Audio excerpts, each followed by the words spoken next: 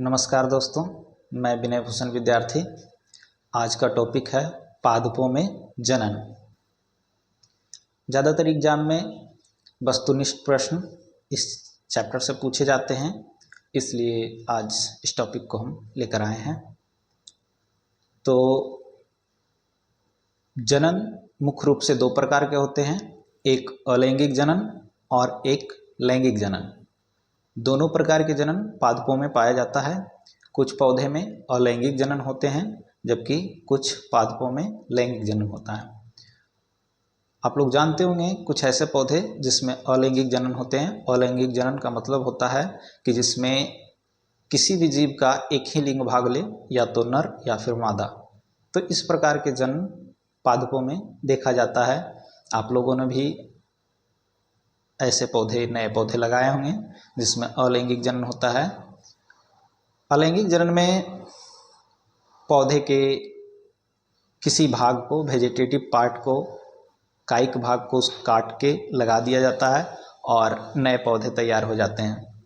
इस प्रकार के बहुत सारे पौधे हैं। जैसे कुछ पौधे का उदाहरण मैं दे देता हूँ, और बहुत सारे पौधे आप लोग जानते होंगे। जैसे गुलाब एक पौधा है।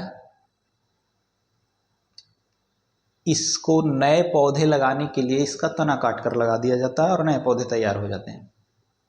इसमें किसी तरह का प्रजनन, इसमें किसी तरह का निषेचन की जरूरत नहीं है। एक पौधे का कायिक भाग काटते हैं और लगाकर नए पौधे उगा लेते हैं।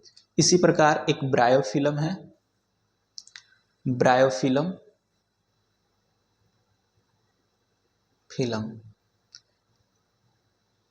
ब्रायोफिलम इसके पत्ती को काटकर नए पौधे तैयार किया जाता है।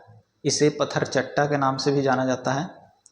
और बहुत सारे ऐसे पौधे हैं जिसके जड़ को काटकर लगा दिया जाता है, नए पौधे तैयार हो जाते हैं, है ना। इसी प्रकार और भी पौधे हैं, हल्दी है, अदरक है, जिसके पार्ट को काटकर लगा देते हैं और नए पौधे तैयार हो जाते हैं। और भी बहुत सारे पौधे आप लोग जानते होंगे। तो चलिए अब चलते हैं हम लैंगिक जनन की ओर। तो लैंगिक जनन में किसी भी पादप के पुष्प में नर एवं मादा दोनों लिंग मौजूद होता है। तो सबसे पहले हम पुष्प के पार्ट के बारे में जानेंगे, अलग अलग हिस्से के बारे में जानेंगे। एक मैं पुष्प की आकृति बनाया हूँ, एक चित्र बनाया हूँ जिसमें स्पष्ट रूप से सारे पार्ट दिखाया गया है। और इस पार्ट को अगर आप वास्तव में देखना चाहते हैं तो इस तरह का पुष्प एक होता है धतूरा का। आप धतूरे का फूल लोग लें और उसके ऊर्ध्वाधर काट को देखेंगे तो बिल्कुल सेम दिखाई देगा, इस प्रकार का। उसमें सारे हिस्से आपको स्पष्ट दिखाई देंगे। तो आप एक धतूरे के पुष्प में सारा हिस्सा देख सकते हैं। तो सबसे पहले हम नीचे से शुरू करते हैं। ये डंठल है हरा कलर का, जो तना से जुड़ा हुआ होता है। इसके ऊपर ये ग्रीन कलर का होता है, ये पार्ट जिसको पुष्पासन बोलते हैं। इस पे पुष्प रखा हुआ होता है, पुष्प इससे लगा हुआ होता है, इसको पुष्पासन बोला जाता है। एक सबसे ऊपर का भाग है पंखुड़ी।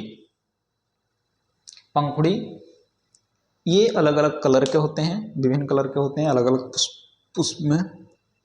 और इसमें एक प्रकार का रस होता है जिसको मकरंद बोलते हैं।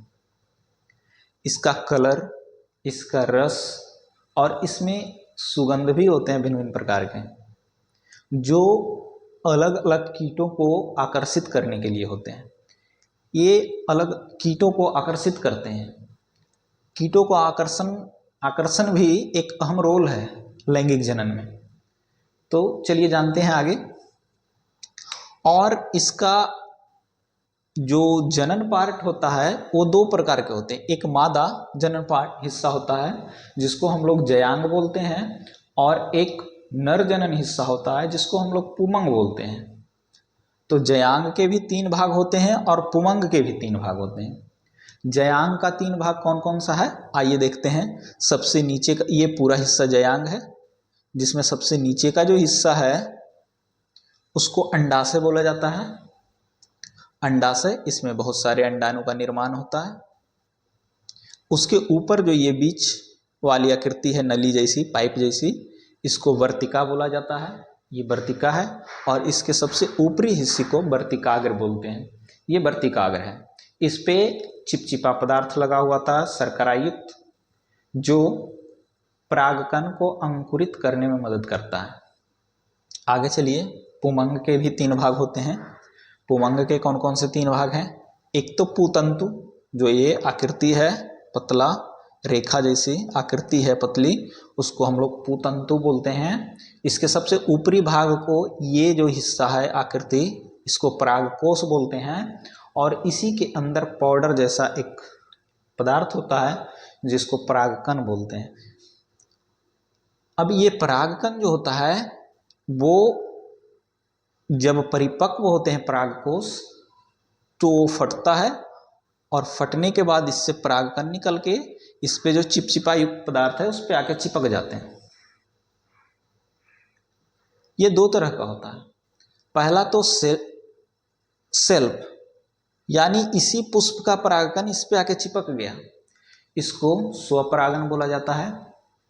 और दूसरा कि इस वर्तिकाग्र पे किसी दूसरे फूल का या दूसरे पुष्प का परागकण किसी भी माध्यम से आके इस पे चिपकते हैं, तो इसको परपरागन बोला जाता है। परपरागन, किसी दूसरे पुष्प का परागकण इस पे आके चिपकना। अलग अलग माध्यम से चिपकते हैं, जैसे अभी बताया कि पुष्प पे बहुत सारे कीट पतंग लगते हैं मकरंद के लिए, उसके सुगंध के लिए। तो वो कीट अगर किसी पुष्प पे बैठे हैं और फिर आके इस पे बैठेंगे, तो बहुत सारा परागकण उसके साथ आके इस पे लग जाता है। इस क्रिया को हम लोग परपरागन बोलते हैं। हवा के माध्यम से भी परागकण उड़ के आ जाते हैं, पानी के माध्यम से भी आ जाते हैं, बहुत सा जंतु के माध्यम से भी परागकण आते हैं, है ना।